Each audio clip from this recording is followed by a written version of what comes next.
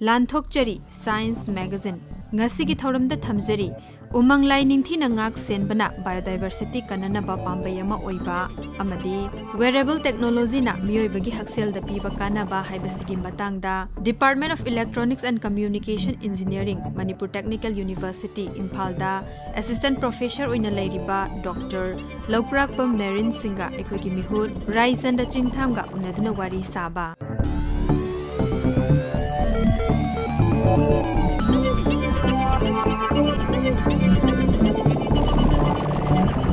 Umang Lai Ningthina ngak senbana biodiversity kannaba pambei ama oiba Mahoksagi akoibagi phibam singna chinjak chatnabi lining laisol hidak langthak lonely phijet chakcha jiba singi laifam safam hingnanabagi lambi khenaraba thawai panba kaya amagi marakta leinariba mari ngaktuna lakli ecosystem services singi kanaraba kayani mahoksa akoibana pibiriba singthaduna loiba nairoi meeoibagee chanabi mayam ama mahoksa akoibagi phibamdagi thangtharakpani haibasibu aikoina biocultural diversity haiduna neinei kanaba kaya ama akoibagi umang wamang singna pibibadagi umang wamang singbu laifamni haiduna ngak senarakli asumna laifam oiraba umang wamang sing asibu sacred groves haina yelhongaidagi ngak senduna laklibani asigum laba laifam oiraba umang wamang sing asi lai laifamni haina yaikhai thingai handana sengna ngaktuna laklambadagi meeoibagi chawkhat khongthangi lam kaya amana ngasidi malemgi mafam khudingda masak maong toina amadi sathina honghalakre masina manghalakli mafam adukhak nate nagna amadi tamna sohanlai sacred group sing asi piklabasu chawrabasu umang amagi machet ama oirabasu mafam adugi mioi sing adugi chatnabi lining laisolga mari leinabana ngak senduna lakribani mafam asida phangliba panbi makhal sa uche mapaldagi lawruduna thajin hunsin kibanate maram asina mahoksadagi phangjarakpa mafam aduga chanaba mafam adumaktada phangba endemic species kayana sacred group sing asida hingduna leirai sacred group sing yamna mapa sana jaba natural habitat ama oiraduna thawai panba kayagi amata ngairaba leifam chafam natural habitat oiduna laklibani India gi Wildlife Protection Amendment Act listing ani kunithoi asina sacred group sing yauna mafam amagi leiramliba mioi sing haibadi community sing na senajaduna leiramliba lam sing leingak na cheksin na ngak senbinaba wayen thodagi oiba wafam hapnanaba sem sarakle ningthina paikhatlabadi sacred group sing mai pakna semgat piduna pumnamaki kanafam oigani laifamni haiduna cheksin na ngak senarambadagi umang singda ifut marang kaihalli hidak langthak wathande turel singda asengba ising selhalli nga chak mahai marong chumhalli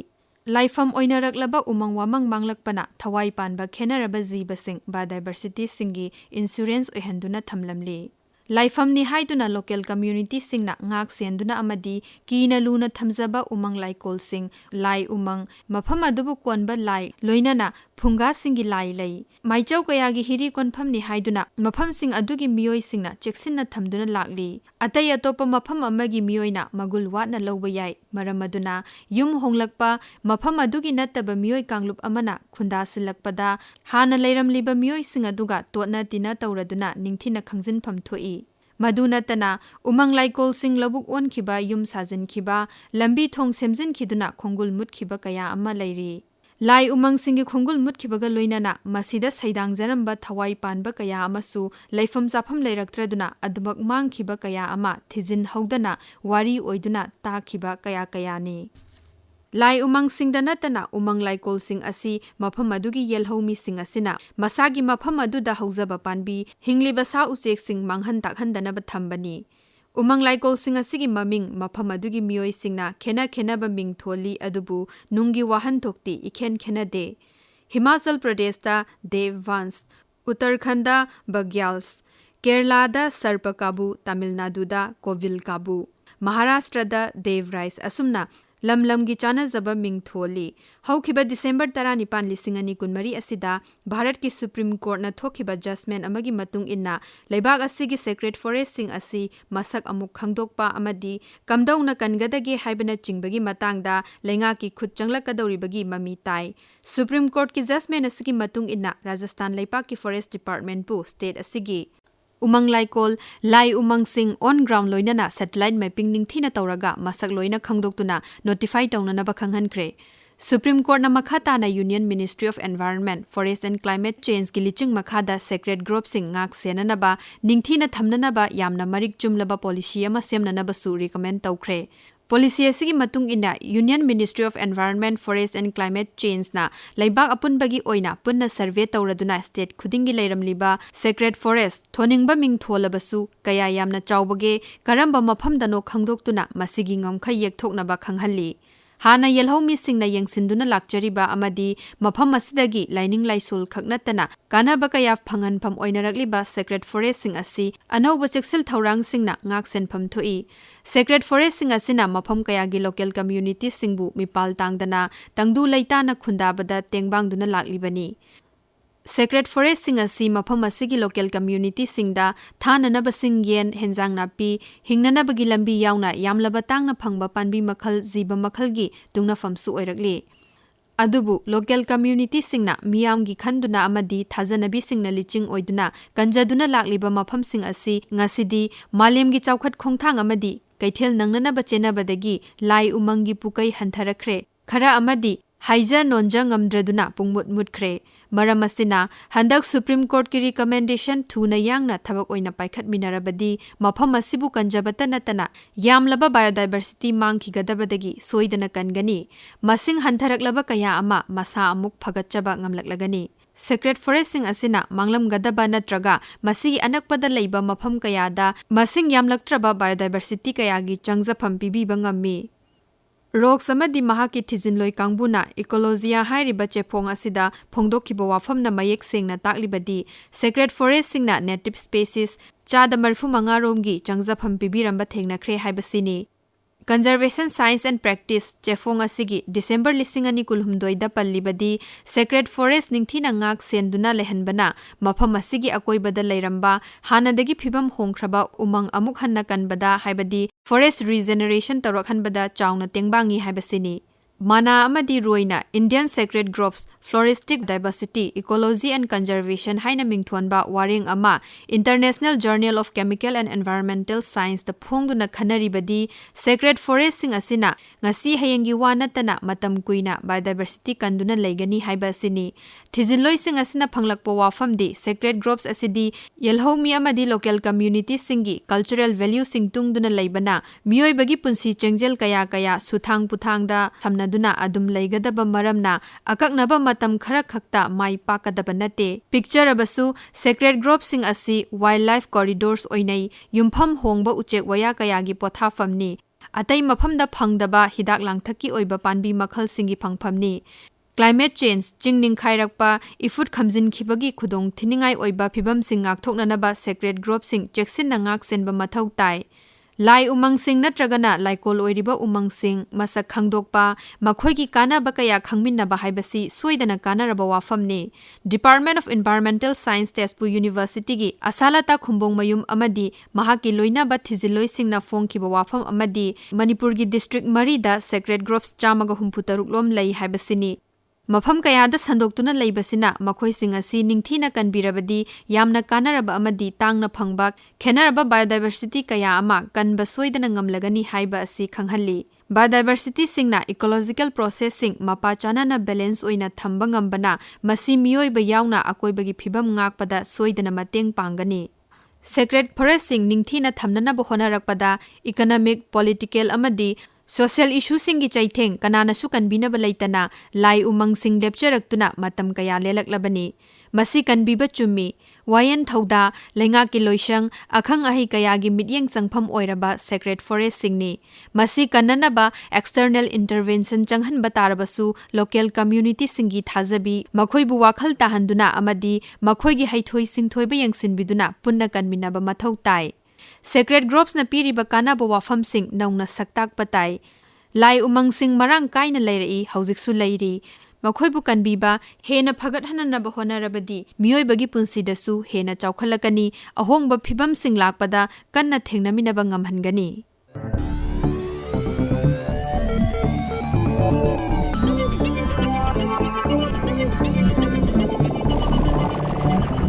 Aroibada thamjari Wearable Technologyna meeoibagee hakshel da piba kannaba haibasigi matangda Department of Electronics and Communication Engineering ManipurTechnical University Imphal da Assistant Professor oina leiriba Dr. Loukrakpam Merin Singh aikogi mihud Raichanda Chingtham ga unadna wari saba meeoibana thijin humjin badagi phanglapa loksing mayam punduna aikoina afa khuju khulai mayam ama sare semgatle khuju khulai sing asi meeoibada mang tahanba ngamba amaromdana meeoiba aikoigi thawai kanba ngamba aikoigi ana laik thabak thorum singda mateng pangba ngamba khuju khulai ni ngasi amuk puduna luxury science magazine na Wearable Technology na meeoibagi hakshel da piba kannaba haiba hiram sida wari watai sajanaba Akashvani Imphal ki studio da lengsinduna leibireba ManipurTechnical University Imphal gi Dr. Merin Loukrakpam ahan makta da taramna oksabagaloina na kai khumna buchari thagachari ngasi ojaga koina khana jagadori ba hiramasi oja Wearable Technology na meeoibagi hakshel da piba kannaba haiba topic tani oja aham makta da oja wahaudo oina oja da luxury ngi si Wearable Technology haiba si oja karino masi sandokna mayam da takpiyo aham da koina wearable haiba si wear to wiaba haibine hadi hakjang da lit payaba nap payaba set payaba potubuni smart watches smart gari oina siriba smart glasses anoina upa sigumba electronic equipment sing sini masi koina samnapna hairabada hakjang da uppa nappa yamna pikpa computer amani aina su lobi ai magi basic function se hakjang gi biophysical parameters haitare khoigi movement tawribra chatpagi chang kyano kain onaba natragana biochemical parameters haitare khoigi glucose level kya oi uric acid ki level kya oi gi haibana chingba on bangam bagi mangon da functionality lay aduna wearable is waina thamjage yam nungai ji akoi Wearable Technology jo jana sub bathak to panbi khre akoi gi masigi device akoi electronically control to ba akoi electronic device makhalam nenna masigi akoi components sing hajaba tare jo components sing do kari kamai to kan sembano sabano hosiki jana takpi ba akoi smart watch ta sabaga adagi akoi virtual reality adu makhalgi akoi gi mit ta uppa adagi khungu oina sinaba akoi fruit oina litpa adu makhalgi wearable siga hosik magi components sing jo kamai sembano to matang da su mane wearable hari se magi category se di amna chawdi am chawe broad oi samna the entertainment da season ba sam hojike haibireba virtual reality kaina smart watch se koi productivity da hengada number phone ga samna da bida watch se doina function to ba message pa ba khot pangaman ba even call ba pick up to ngamba adugumba gi pochu lere aduna ta ba healthcare da su ki running bu hairo adagi atopa healthcare monitor to ba devices mayam thoe sigi mayam se scope tiam chawe du common oina component wearable da yawri components ahambada sensors ni sensors na koi body sidagi hakchang dagi parameter thang khoina ngasai join hajagi ba chatpagi movement ki adagi glucose ki etc heart rate kumba se si sense to ki part ma le aham components ne sensor ni mathang da hojik ki sensor dagi lakpa data se process tongna ba analyze tongna ba computer ma cha haibitare processor ama electronic component ama yawi processor ama adu hojik process tawraba data se muk mobile da natraga internet ta thana bai damak ta transmit tongna ba communication module amaga yawi so main components hojik sensor ne electronic processor ne duga communication module duga hojiki hariba sensor sino ja akogi bit rate ki on ba de ECG ki on ba de pulse oximeter gi adagi temperature ki sensor se masigi hujiki hariba wearable su khuju khulai mayam ma leibini sensor su magi function se tonga dum leibra natraga sensor se amana dum sense to kanda manungi software haigadra natraga artificial intelligence embedded software dum manage to ba kamai to masigi se yam aruiba question ni hujiki sensor se makhan kan khenaba lei ahambada akogi infrared ko near IR sensor gumba siznaraga toba optical sensors to ye aduna taba akogi glucose gumba ongadaba sigumba sensors na tongale mo ko aduna samna the gas sensor gina tongale adagi molecule sensor protein detect tongna sensor tongan sensor mayam le ana sensor ki type ti tongale aduna mayam sensor mayam se punjal laga to tongan ba data se collect toba ngambagi potu di haijeri se wearable se ozara su ki sensor ki matang da mai nga se component do panbire ja uji ki wearable system natraga wearable technology ja mai type se ja hujipudi akoino di uji ki smart watch adagi googles ki na da uppagi adagi enos uji ki electronic nose ka haiba naton gi sense manam ga nam gi da basi uji ki wearable ga ma ha pa kan da ko naton manan nam po se phog ge si na ta ba akoi khangdriba wearable technology gi type se ja si ju kitang thambira ma masi koina hoji commercialized oiba wearable hairagidi ko smart watch kumba hoji haibiruba kanogi Google glasses virtual reality ka se koi market ta aba kambu wearable ngata ni haja hoji ki research level da lairiba natragana yam nascent stage da lairiba wearables hairagade koi gi health monitoring sector sida meeoibagee hakshel sigi yam maruoiba samna hairabada glucose on base glucose on base hoji hoi continuous CGM kind of continuous glucose monitor kind of so lay adu wearable do ina yamna pikpa body da nappaga sense to bungamba glucose poro uric acid poro makhan gi wearable su hoji research level da yam taunari ko adu bu commercial oina tholokpada di khatang matam khara di changini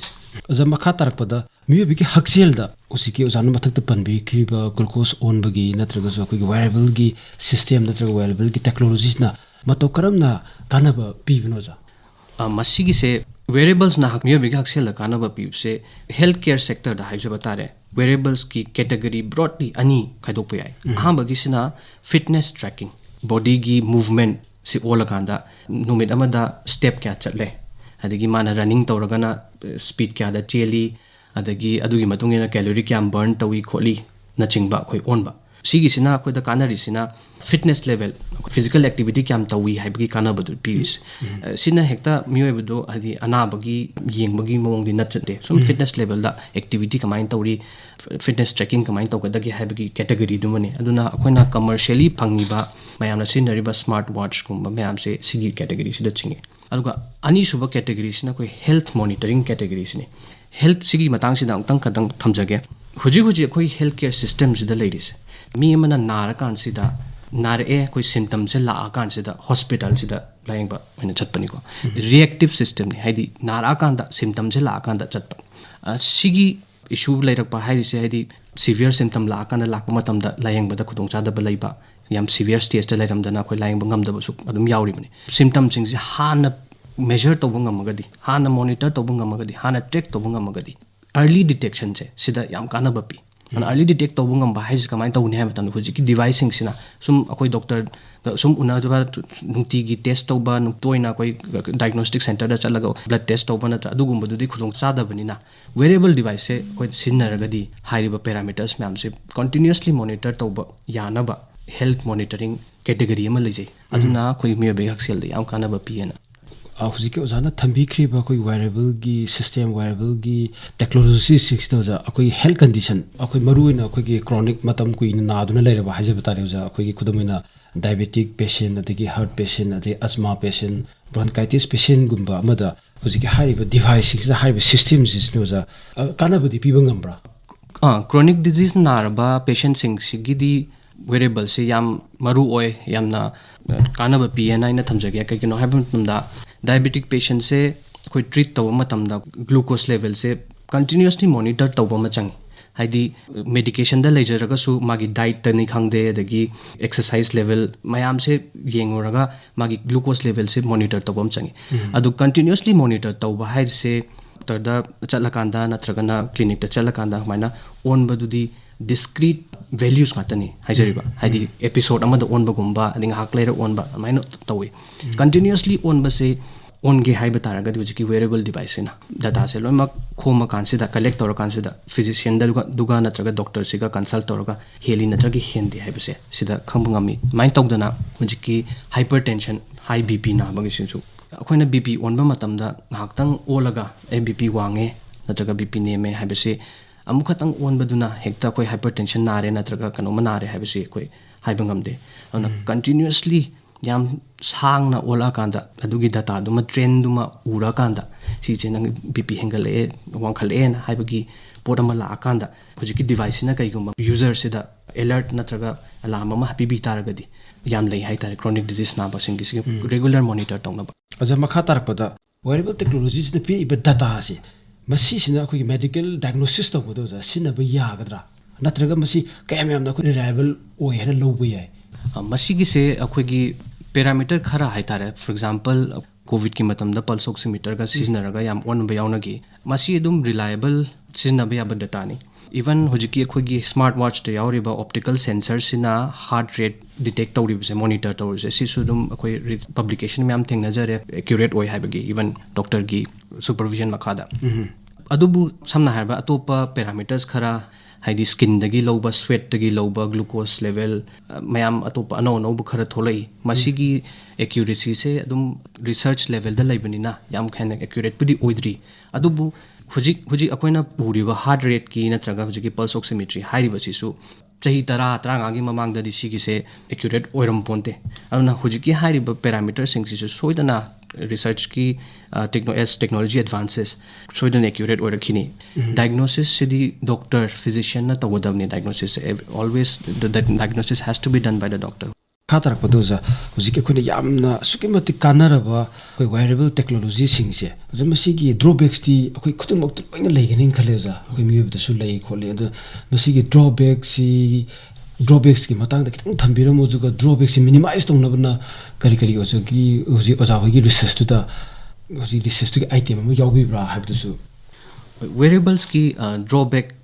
haigadra challenge haigadra ko drawback se first ta hujiki wearable dagi phangaiba data myam se akoi movement loina tawbunga tane haidi akoina samna habda smart watch dagi akoina phangba data se akoi lengdana sum leiba nate chatlini chelini adu dagi phangba data se noise artifact myam yawi awna yam accurate oiba data se kamai phangani movement leira ka dadi kamai phangani haiba issue mayam lei awna hujiki artifact removal di hujiki movement dagi phangba noise haigadra natraga adudagi lakpa corrupt signal corrupt tawba yaba part myam se lauthokpa artifact remove tawbagi process even machine learning siznaraga tawba yawi sin number 1 number 2 da hujiki khona siznadoriba sensor singse flexible sensor na yam boy ka skin gumba da napka da boy banina optical sensor na tongale atopa sensor singse flexible sensor yam sine duna paba ko aduna wear and tear yam thokale koi kuina upakpa matamda dust particle changakpa adagi mosalakpa adagi hujiki wear and tear thorok matamda aduna collect tawriba data se sikaya amna amuk reliable oike kayam senge habasi circuit sina signal quality to test tawba ma changi ko health care gi lamda wearable technology sigi future jewja mase koina kari haina yengba yai wearable technology ki future se ngasaina thamjagiba hujik leiriba health care gi system se koina nara kanda symptom se la kanda severe symptom la kanda koina health hospital la chatpa doctor yengbasini adu nataba adugi mindset to change tawbada preventive oina haidi hana symptom se laktringai tana natraga symptom se ek horokpada hana early detection tawnaba preventive healthcare se sigi technology se wearable technology sina wearable technology ki future ni and hijage number 1 da second da hojiki akogi personalized healthcare haidana mi amaga person amga medication se hojik oina di hojik healthcare system sida adum treat tawada adum common oina treat tawi ko adubu hena precision medicine adagi personalized medicine haibagi feel ama yam kanna hojik research ta chu tawnari wearable technology sina yam kanna yam phajana mateng pangne na thamjage future da losilak padoza hujiki wearable technologies ki adigi wearable gi system si ki maram da hena khumang section na boza Manipur Technical University na kari thabak bakhat periuza adugu hujiki haibo jana su mathak da thambi khiba hujik oja hogi team na su kam kana research to riba sida hujiki research ki findings sin sina oja Manipur gi yamna haithui singlaba Manipur gi naha sing ki talent leba sing sida hujiki wearable technology ki both software akoi hardware sing sina gi mapal lamda thadu akanda sida sarakanda akoi lamdam sigi be industry sida natraga tungi Manipur gi naha sing future sida masi kari hanu jana ahambada koi ManipurTechnical University koi Department of Electronics and Communication Engineering Wearable Technology sida thabak research adum tawjari ahambada koi gi nano electronics lab na ma lejai aduda ki haiba flexible sensor na ina panjagi bido adu flexible sensor se koi sabagi research tawri aduga even gas sensor diabetic patient se acetone level se measure tawragadi phangbagi adugi finding amale ana acetone level acetone guma gas sensor gas detect tawnaba meoibagi sore da breath ta acetone se measure tawnaba aduguma sensor su saba koi how research phase ta lejari sina sensor gi part to lere duga atopa part amana khoi gi AI gi hardware haitare artificial intelligence se yam low power da energy efficient ta kamaina sani haibagi chip IC se kamaina sani haibagi research to maso koi MTU da Manipur Technical University ta tawjari aduga hujiki Manipur gi youth akhoi naha mayam si skill lairiba sing se kamaina tawduna khoi gi sigi technology gi lamda hairiba wearable technology boiro adagi electronic sector boiro sida kamaina tawduna magi skill mayam si utilize tawgadagi haiba sida ain thamjaningi se talent ti Manipur da lairiba talent se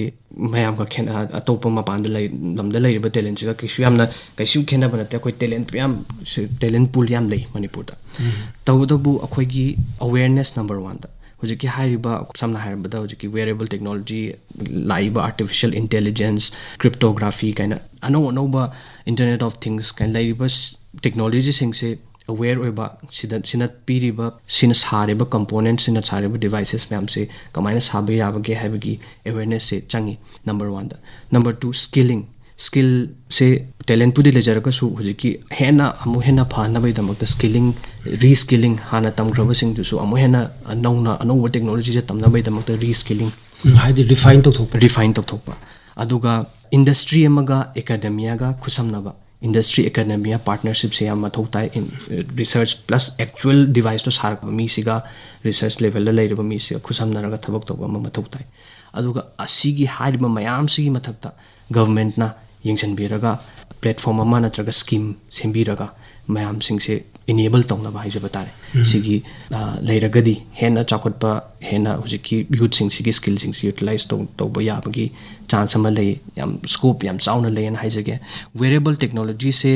magi market size yam chawe koi 2030 magi estimate tongna is about $300 billion ki market ne na worldwide ta maina predict estimate tawi on a huge market opportunity lei on mayam akoi global level da hujiki hairiba khoi gi Manipur dagi siguma devices saraga global level da siznaba yaba help tawba yaba devices sema taragadi yam kanani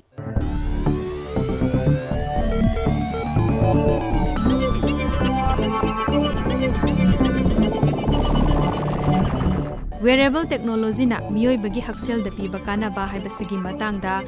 Department of Electronics and Communication Engineering Manipur Technical University Imphal da Assistant Professor oina leiriba Dr. Loukrakpam Merin Singha aikhoigi mihut Raichanda Chingtham ga unaduna wari saba sitahan jakhibaga loinana ngasigi oina di Science Magazine lan thokchaba matang asida loijare